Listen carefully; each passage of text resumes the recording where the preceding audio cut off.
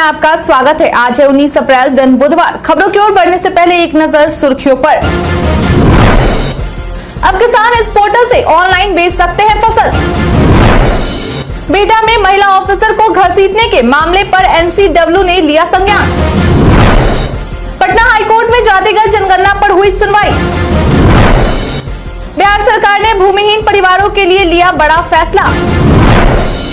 Corona के टीका को लेकर बिहार सरकार ने दी जानकारी। अब चलिए बढ़ते हैं बिहार के अब तक की 25 बड़ी खबरों की ओर विस्तार से। ऑर्डिनेंस फैक्ट्री में अप्रेंटिस के 76 पदों पर निकली भर्ती।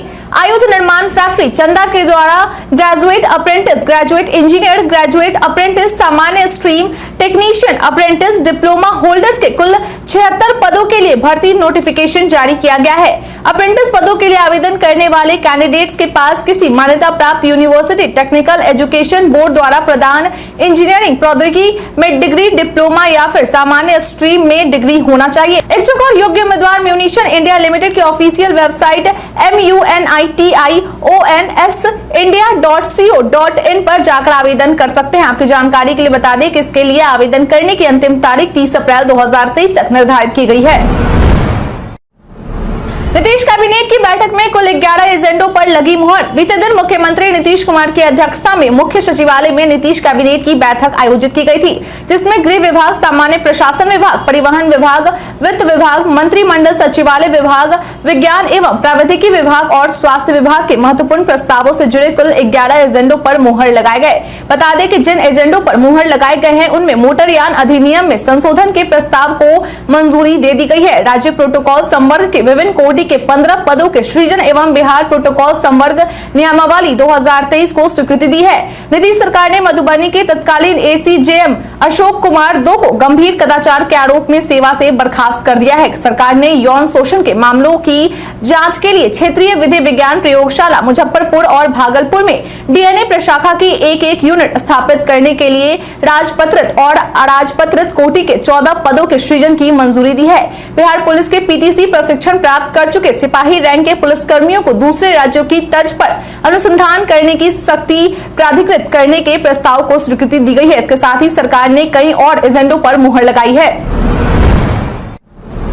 बिहारी पहचान में आज हम बात करेंगे गुरमीत चौधरी के बारे में। गुरमीत चौधरी एक भारतीय अभिनेता और मार्शल कलाकार है और भागलपुर बिहार में पैदा हुए हैं। उन्हें रामायण में राम के चित्रण, गीत हुई सबसे पढ़ाई में मान सिंह खुराना और पुनर्विवाह जिंदगी मिलेगी दोबारा में यश सूरज प्रताप सिंधना के लिए जाना जाता है। 2012 में गुरमीत ने झलक दिखला जा 5 में भाग लिया और विजेता के रूप में उभरे, जिन्होंने नच बलिए 6 और फियर फैक्टर खतरों के खिलाड़ी 5 में भी भाग लिया और दोनों के प्रथम रनर अप के रूप में उभरे। गुरमीत चौधरी का बॉलीवुड फिल्म उद्योग में पहला प्रवेश 2015 में था, जब उन्हें फॉक्स स्टूडियोज इंडिया और विशेष फिल्म्स द्वारा निर्मित मनोवैज्ञानिक थ्रिलर खामोशियां में जयदेव के चरित्र के रूप में चुना गया था। यह एक प्रशिक्षित मार्शल आर्टिस्ट भी है। पटना हाईकोर्ट में जातिगत जनगणना पर हुई सुनवाई। बीते दिन पटना हाईकोर्ट के चीफ जस्टिस केवी चंद्रन की खंडपीठ के द्वारा राज्य में जातियों की गणना एवं आर्थिक सर्वेक्षण को चुनौती देने वाली अखिलेश कुमार के द्वारा की गई याचिका पर सुनवाई की गई। इस दौरान कोर्ट के द्वारा कहा गया कि अब इस मामले पर अगली सुनवाई 4 मई 2023 को की जाएगी। आपकी जानकारी के लिए बता दें कि पिछली सुनवाई में याचिकाकर्ता अधिवक्ता दीनू कुमार के द्वारा कोर्ट को बताया गया था कि राज्य में सरकार के द्वारा जातियों और आर्थिक सर्वेक्षण कराई जा रही है। वह सर्वेक्षण कराने का अधिकार राज्य सरकार के पास नहीं है, बल्कि केंद्र सरकार के पास है। जिसके बाद राज्य सरकार के एडवोकेट के द्वारा कहा गया था कि याचिका सुनवाई योग्य नहीं है, जिस पर कोर्ट के द्वारा इसे अमान्य करते हुए कहा गया था कि ये प्रावधानों के उल्लंघन और 500 करोड़ रुपए से संबंधित मामला है। अब इस मामले पर अगली सुनवाई कोर्ट के द्वारा 4 मई 2023 को की जाएगी। अब किसान इस पोर्टल से ऑनलाइन बेच सकते हैं फसल।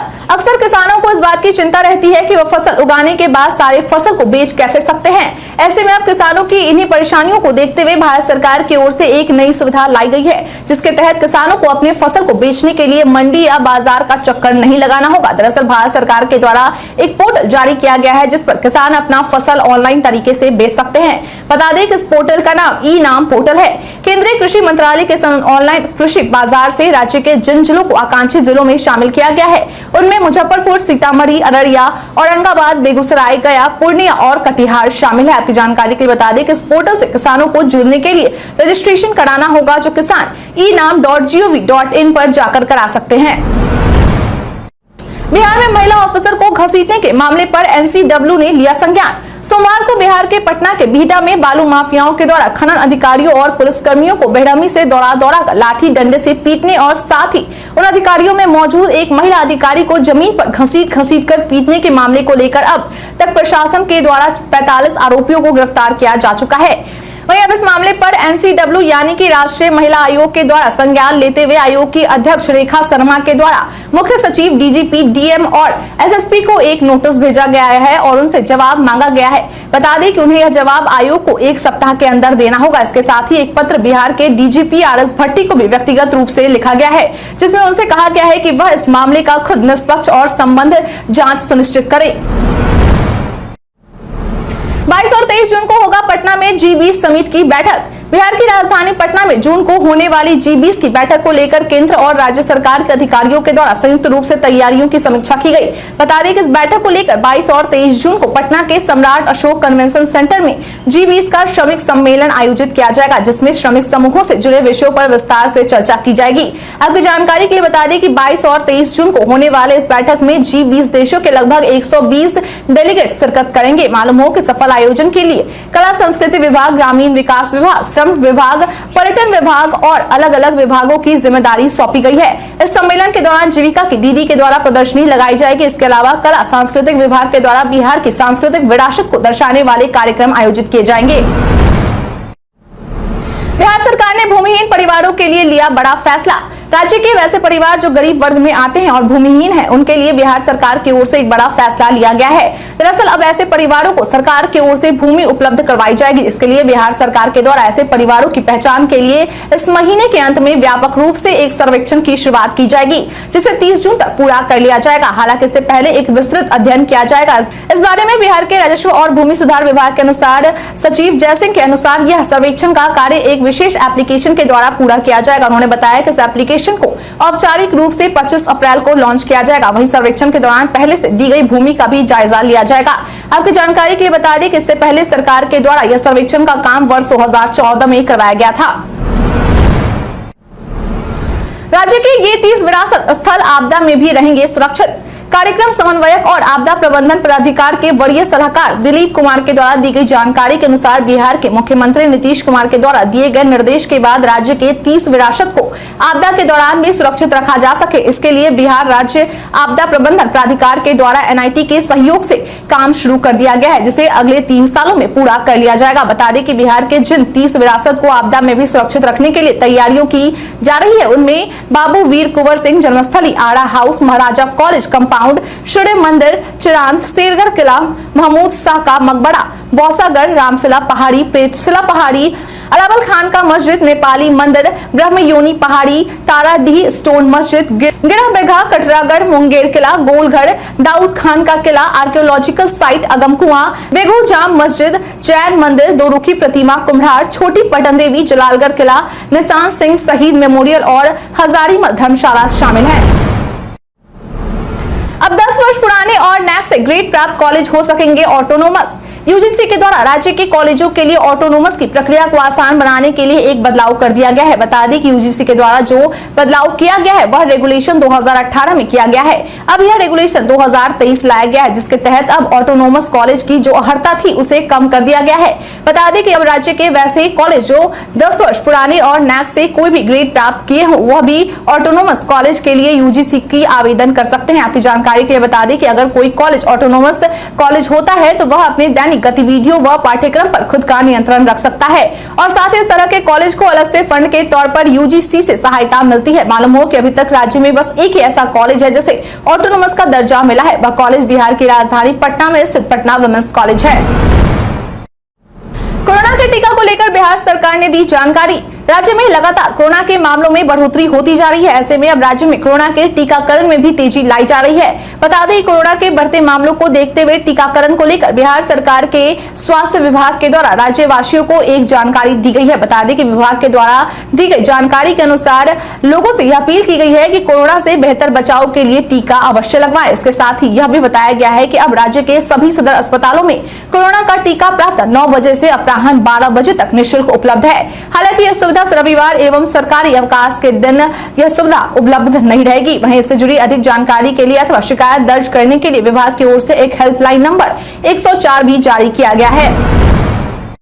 रिश्वत लेते रंगे हाथों गिरफ्तार हुआ सर्वेक्षक अमीन। निगरानी अन्वेषण ब्यूरो की मुख्यालय टीम के द्वारा बीते दिन बिहार के जहानाबाद के मोदनगंज के एक सर्वेक्षण अमीन को रंगे हाथों 20,000 रुपए का रिश्वत लेते गिरफ्तार किया गया है। बता दें कि जिस सर्वेक्षण अमीन को गिरफ्तार किया गया है उसका नाम सदाब अली है। दरअसल 2 मार्च 2023 को नरेश यादव के द्वारा निगरानी अन्वेषण ब्यूरो से इस सर्वेक्षण अमीन के खिलाफ रिश्वत मांगने का आरोप लगाते हुए शिकायत दर्ज करवाया गया था, जिसके बाद ब्यूरो द्वारा इस मामले का सत्यापन किया गया और आरोपी के द्वारा 20,000 रुपए रिश्वत के रूप में मांगे जाने का प्रमाण मिला, जिसके बाद उसे रंगे हाथों गिरफ्तार किया गया। फिलहाल अभियुक्त से पूछताछ किए जाने के बाद न्यायालय निगरानी पटना में उपस्थित किया जाएगा। बिहारी पर्यटन में आज हम बात करेंगे बूढ़ानाथ मंदिर के बारे में। बूढ़ानाथ मंदिर भागलपुर के आसपास के मुख्य आकर्षणों में से एक है और यह उत्तर वाहिनी गंगा के तट पर स्थित है। बूढ़ानाथ इस क्षेत्र के सबसे पुराने मंदिरों में से एक है और यहाँ साल भर भक्तों की भारी तांता लगा रहता है। बाबा बूढ़ानाथ को शिव पुराणों में 8 खंडों में से पहले खंड में बाल वृद्धेश्वर नाथ के रूप में जाना जाता है। माना जाता है कि मंदिर में स्थित शिवलिंग स्वयं प्रकट हुआ है, क्योंकि यह शिवलिंग के जन्म के बारे में ज्ञात नहीं है। भागलपुर के प्रसिद्ध धार्मिक स्थलों में से एक अपने इतिहास और संरचना की वजह से लोगों के दिलों में राज करता है। बता दें कि शिव पुराण में इसका उल्लेख मिलता है कि रामायण काल के दौरान तारकासुर का वध करने के बाद ऋषि वशिष्ठ मुनि ने भगवान राम और लक्ष्मण को लेकर भागलपुर के इस स्थान पर आए थे और शिवलिंग की स्थापना कर यहीं पर पूजा अर्चना की थी। इस दिन तक भरे जाएंगे बीएड प्रथम खंड का परीक्षा फॉर्म। अगर आप भी बीएड प्रथम खंड 2022-24 की परीक्षा फॉर्म भरने वाले हैं तो यह खबर आपके लिए है। दरअसल इस फॉर्म को भरने की शुरुआत बीते दिन यानी कि 18 अप्रैल से की जा चुकी है, जो कि 2 मई तक भरी जा सकेगी। वहीं अगर आप 2 मई तक भी इस परीक्षा फॉर्म को नहीं भर पाते हैं तो आप 5 मई से 9 मई तक परीक्षा फॉर्म भर सकेंगे, लेकिन इस दौरान आपको सामान्य विलंब शुल्क के साथ फॉर्म भरना होगा। आपकी जानकारी के लिए बता दें कि यह परीक्षा LNMU की ओर से संचालित करवाई जाती है। इस परीक्षा को लेकर परीक्षा नियंत्रक डॉक्टर मनोज कुमार के द्वारा दी गई जानकारी के अनुसार यह परीक्षा मई महीने में ली जा सकती है। हालांकि अब तक इस परीक्षा की तारीख को लेकर आधिकारिक तौर पर कोई पुष्टि नहीं की गई है। बिहार में अगले 4 दिनों के लिए हीट वेव का अलर्ट। बिहार के जिलों में भीषण गर्मी पड़ रही है, जिससे आम जनजीवन अस्त व्यस्त हो गया है। दिन में तेज धूप हो रही है और गर्म हवा 12 से 19 किलोमीटर प्रति घंटे की रफ्तार से चल रही है। पछुआ और उत्तर पश्चिम की तरफ से गर्म हवा की वजह से जलन महसूस हो रही है। मौसम विभाग ने कहा है कि अगले 4 दिनों तक मौसम ऐसा ही रहेगा। वहीं पूर्वी पश्चिम चंपारण, सिवान, छपरा, भागलपुर, बक्सर, मुंगेर, खगड़िया समेत 23 जिलों में अगले 48 घंटे तक हीट वेव का अलर्ट जारी किया गया है और कहा गया है कि इस दौरान अधिकतम तापमान 44 डिग्री और न्यूनतम तापमान 26 डिग्री रहने की संभावना है। मौसम विभाग ने कहा है कि 22 अप्रैल से बिहार के सभी हिस्सों में मौसम में सुधार दिखाई देगा। दाखिल खारिज व अन्य कार्यों में बिहार का ये स्थान अव्वल। दाखिल खारिज सहित अन्य कामकाज में भीतर प्रदर्शन करने वाले अंचलों को लेकर राजस्व एवं भूमि सुधार विभाग के द्वारा मार्च में किए गए कार्यों को लेकर रैंकिंग जारी की गई है। बता दें कि जारी की गई इस रैंकिंग में बिहार के जिन 5 अंचल के द्वारा सबसे बेहतर प्रदर्शन किया गया है उनमें सबसे पहले स्थान पर 96.05 अंक के साथ बांका जिले के अमरपुर अंचल है। वहीं दूसरे स्थान पर 97.09 अंक के साथ बांका का बेलहर अंचल, तीसरे नंबर पर पूर्णिया का श्रीनगर, चौथे नंबर पर बांका का फूली डूमर और 5वें नंबर पर बांका जिले का रजौन अंचल है। इसके अलावा जिन 5 अंचल के द्वारा सबसे खराब प्रदर्शन किया गया है उनमें नीचे से पहले स्थान पर 44.93 अंक के साथ मुजफ्फरपुर का पारू अंचल, दूसरे नंबर पर 45.87 अंक के साथ पटना का पुनपुन, तीसरे नंबर पर 48.24 अंक के साथ मधुबनी का अंधरा ठाड़ी, चौथे नंबर पर 49.36 अंक के साथ सिवान का सिसवन अंचल और 5वें नंबर पर 50.23 अंकों के साथ मधुबनी का बासोपट्टी अंचल शामिल है।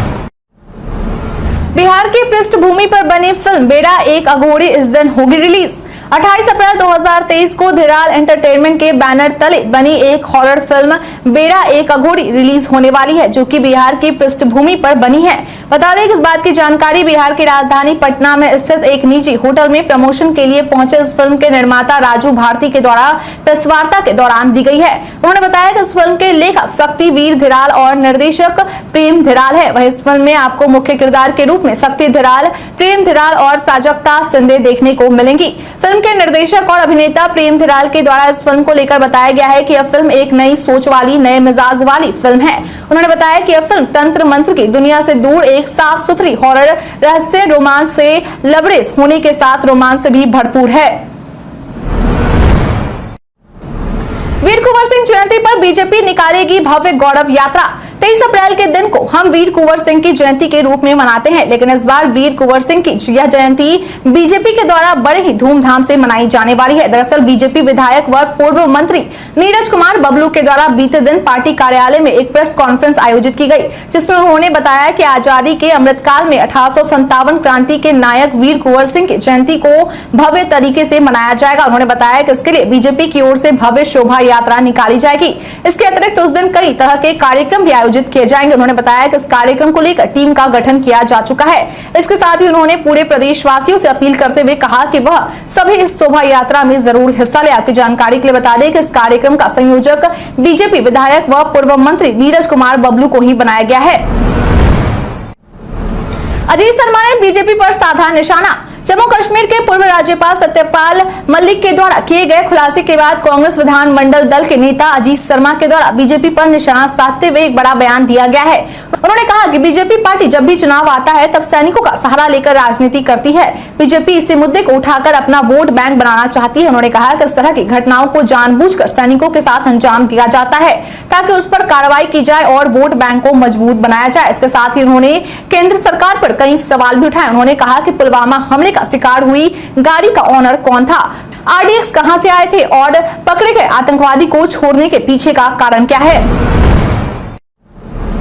शराबबंदी पर सीएम नीतीश के फैसले पर बीजेपी हुई हमलावर। बिहार के मोतिहारी में जहरीली शराब से हुई मौतों के बाद बिहार की राजनीतिक गलियारों में गर्मी बढ़ गई है। एक तरफ जहां बिहार के मुख्यमंत्री नीतीश कुमार के द्वारा शराब से मरने वाले लोगों के परिजनों को मुआवजे की बात कही गई है, तो दूसरी तरफ बीजेपी उसके इस बयान पर लगातार हमलावर है। वहीं अब बिहार के पूर्व डिप्टी सीएम सुशील कुमार मोदी के द्वारा सीएम नीतीश पर हमला करते हुए कहा गया है कि मुख्यमंत्री को यह फैसला पहले ही ले लेना चाहिए था और इसके साथ ही सीएम नीतीश को 2 लाख रुपए मुआवजे के रूप में उन लोगों को भी देना चाहिए जो जहरीली शराब पीने से अपनी आंखों की रोशनी खो चुके हैं। सभी 500 परिवारों को ब्याज सहित मुआवजा मिले। इसके अलावा जेल में बंद 25,000 लोगों को रिहा कर दिया जाए और इससे जुड़े 3,61,000 मुकदमे वापस ले लिए जाए। शराब मामले में गिरफ्तार लोगों को अलग जेल में रखा जाए। जो पिएगा वह मरेगा जैसी टिप्पणी के लिए मुख्यमंत्री को माफी मांगनी चाहिए। आईपीएल 2023 राजस्थान के खिलाफ खाता खोलने उतरेगी लखनऊ की टीम। जयपुर के सवाई मानसिंह स्टेडियम में आज राजस्थान रॉयल्स के सामने होंगे लखनऊ सुपर जायंट्स। दोनों की टीम बेहतरीन और दमदार है। संजू सैमसन की कप्तानी वाली राजस्थान की टीम इस वक्त पॉइंट्स टेबल में टॉप पर है और वो लखनऊ के खिलाफ भी अपने जीत के सिलसिले को जारी रखना चाहेंगे। राजस्थान की team defending champion Gujarat Titans को हराकर आ रही है और उनके हौसले बुलंद होंगे। वहीं लखनऊ की बात करें तो केएल राहुल की अगुवाई वाली इस टीम को पंजाब ने पिछले मुकाबले में हराया था। राजस्थान के खिलाफ वो भी जीत के इरादे से मैदान में उतरेंगे। राजस्थान बनाम लखनऊ हेड टू हेड देखे तो अभी तक कुल 2 मुकाबले हुए हैं और लखनऊ की टीम एक बार फिर जीत दर्ज करने में सफल नहीं हो पाई है। दोनों बार राजस्थान ने जीत दर्ज की है। लखनऊ की टीम इसलिए इस रिकॉर्ड को भी सुधारना चाहेगी। बता दें कि इस मैच की शुरुआत शाम 7:30 बजे से हो जाएगी। भारत के इतिहास में आज की तारीख है बेहद खास। बहलोल लोधी ने 1451 में दिल्ली पर कब्जा किया। श्यामा प्रसाद मुखर्जी 1950 में इस्तीफा देने वाले पहले कैबिनेट मंत्री बने। बीएसएफ ने 2001 में मेघालय के गांव से बांग्लादेशी सेना को मार भगाया था। 1864 में पंजाब के प्रसिद्ध आर्य समाजी नेता, समाज सुधारक और शिक्षाविद महात्मा हंसराज का जन्म हुआ। 1968 में बॉलीवुड अभिनेता अरशद वारसी का जन्म हुआ। 1977 में भारत की प्रसिद्ध एथलेटिक्स खिलाड़ी अंजू बॉबी जॉर्ज का जन्म हुआ। भारतीय राष्ट्रीय कांग्रेस के पूर्व अध्यक्ष सैयद हसन इमाम का निधन 1933 में हुआ था। आज के दिन को भारत द्वारा उपग्रह क्षेत्र में प्रवेश दिवस, विश्व यकृत दिवस और साइकिल दिवस के रूप में मनाया जाता है। झारखंड में आज हम बात करेंगे लॉकडाउन के बारे में। सोशल मीडिया पर कई सूचनाएं वायरल होती है, लेकिन सभी सच हो ये जरूरी नहीं है। इसी कड़ी में आज हम बात करेंगे लॉकडाउन के बारे में। दरअसल पीआईबी ने अपने ट्वीट में लिखा है कि डेली ट्रेंडिंग न्यूज नामक यूट्यूब चैनल के एक वीडियो में दावा किया जा रहा है कि कोरोना वायरस संक्रमण के बढ़ने के कारण मई में भारत में लॉकडाउन लगेगा। पीआईबी ने अपने ट्वीट में आगे लिखा है कि यह दावा फर्जी है। कृपया फर्जी खबरों से सावधान सतर्क रहें एवं ऐसी खबरों को आगे साझा न करें। ट्विटर से खुद गायब हो जाएगी नफरत फैलाने वाली पोस्ट। ट्विटर पर गलत पोस्ट से लोगों के बीच नकारात्मक जैसे स्थिति उत्पन्न न हो, इसके लिए पॉलिसी बनाई गई है। बता दें कि इसके तहत ट्विटर ने यूजर्स के लिए कुछ नए लेबल्स पेश किए हैं, जिनका इस्तेमाल भविष्य में स्थिति के मुताबिक किया जाएगा। हेटफुल कंडक्ट पॉलिसी का उल्लंघन होने पर कंपनी की ओर से ऐसे पोस्ट की विजिबिलिटी बहुत कम यूजर्स तक सीमित कर दी जाएगी। इतना ही नहीं, नफरत फैलाने वाले पोस्ट को ट्विटर पर खोज पाना भी मुश्किल होगा। यूजर द्वारा शेयर की गई पोस्ट दूसरे यूजर को एक लेबल के साथ नजर आएगी। इसी लेवल पर पोस्ट को शेयर और दिखाए न जाने के पीछे की वजह देखी जा सकेगी। कंपनी ने हाल में अपने ब्लॉग पोस्ट के जरिए नए लेबल्स की जानकारी दी है। इस पॉलिसी के तहत ट्विटर यूजर जेंडर, कास्ट, देश, रेस, धर्म, उम्र और किसी गंभीर बीमारी के आधार पर किसी दूसरे यूजर के खिलाफ ट्वीट नहीं कर सकता। ट्विटर यूजर किसी ऐसी प्रोफाइल का भी इस्तेमाल नहीं कर सकता जिसमें नफरत फैलाने का उद्देश्य निहित हो। मृत समझी जा रही भारतीय पर्वतारोही बलजीत कौर वापस पहुंची अन्नपूर्णा बेस कैंप। बीते दिन सुबह ऐसी जानकारी निकलकर सामने आई थी कि भारतीय पर्वतारोही बलजीत कौर अन्नपूर्णा बेस कैंप से लापता हो गई है और साथ ही ऐसी संभावना जताई जा रही थी कि उनकी मृत्यु हो गई है। लेकिन अब उन्हें खोज लिया गया है और वह जिंदा है और साथ ही उन्हें वापस अन्नपूर्णा बेस कैंप ले आया गया है। बता दें कि इस बात की जानकारी अभियान के एक आयोजक के द्वारा दी गई है। मालूम हो कि पायनियर एडवेंचर के द्वारा एक फेसबुक पोस्ट में कहा गया है कि हमें यह बताते हुए खुशी हो रही है कि बलजीत कौर को पहाड़ से एयरलिफ्ट किए जाने के बाद अन्नपूर्णा बेस कैंप में सुरक्षित पहुंचा दिया गया है और जल्द ही उन्हें मेडिकल जांच के लिए वापस काठमांडू ले जाया जाएगा। बलजीत की उपलब्धि वास्तव में उल्लेखनीय है और हम उनकी ताकत, साहस और दृढ़ संकल्प की प्रशंसा किए बिना नहीं रह सकते। उसकी व्यापक प्रशिक्षण, तैयारी और कौशल ने इस कठिन घटना से उबरने में उसकी मदद करने में महत्वपूर्ण भूमिका निभाई है। हम उनकी उत्कृष्ट उपलब्धि के लिए उनकी सराहना करते हैं और हम सभी के लिए प्रेरणा बनने के लिए उनकी सराहना करते हैं। हम सभी पायनियर एडवेंचर टीम के सदस्यों के साथ साथ हेलीकॉप्टर रेस्क्यू और सभी अन्नपूर्णा अभियान के सदस्यों को धन्यवाद देना चाहते हैं जिन्होंने सफल बचाव मिशन में मदद की। हम बलजीत के शीघ्र और पूर्ण स्वस्थ होने की कामना करते हैं।